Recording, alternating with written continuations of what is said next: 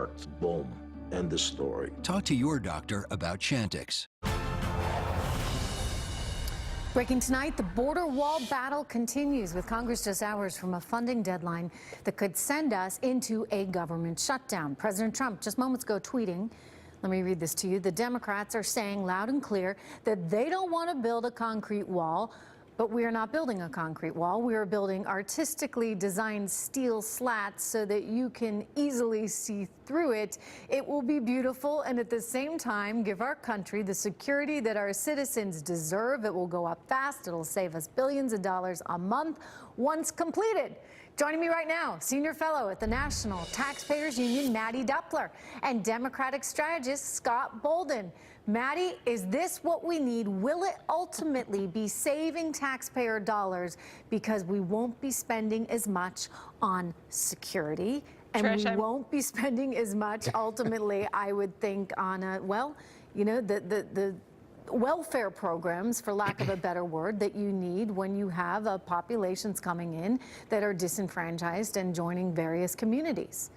Trish, I'm just hearing that tweet now for the first time, and my first reaction is that it sounds expensive. You know, the issue here is that the little-known secret in government funding fights is that inertia really has the most power. It doesn't matter what policy it is that you're demanding to be put on the funding bill. It's whoever is demanding the extraneous items to be put on the funding bill who's at a disadvantage. Right now, the president has an opportunity for a Republican Congress to write a Republican spending bill, and he only has a few hours left for that to happen. I think this is really going to be a missed opportunity if we decide to barrel forward on this government funding fight and making ultimatums. I'm happy to see the administration back off of that a little bit and try to increase their leverage by easing the demand for a $5 billion number. When we don't know $5 billion here, $5 billion there, we don't know what the actual cost of a wall is. It seems a little silly to get stuck on a number that doesn't actually have any credibility behind it as to what it could accomplish. Okay, so I'm just trying to cut through what you're saying here. It sounds like you're telling me you don't need the full $5 billion. You'd be happy with something else. We just need to get it done. I think the president needs to articulate exactly what the goals are and what the means are of accomplishing that. I think $5 billion on a wall, if that's actually going to secure the border, sure, that would be a great objective. But I think that we've seen a lot of data that suggests that this isn't a $5 billion project. There certainly have been a number of Republican proposals that are much larger than $5 billion.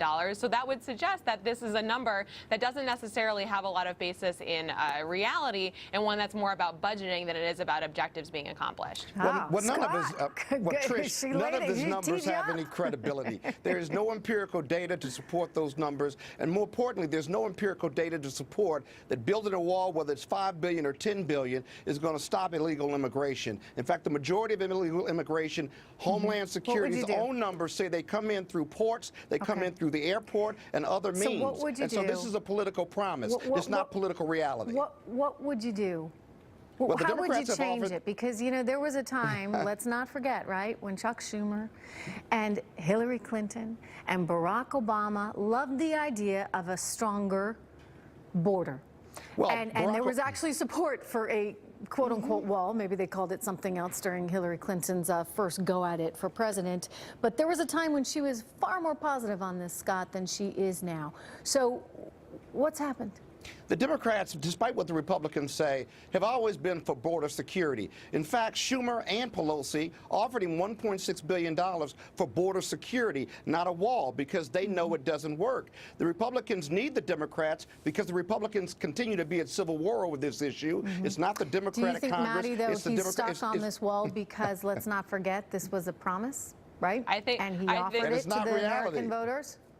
No, I think that exactly what you're saying, Trish, is right, which is that security is the important objective here. We don't know that a wall actually accomplishes that. I would like to see the president continue to talk about his objectives in securing the United States. And a wall, to me, seems to be... Does it not symbolically say something?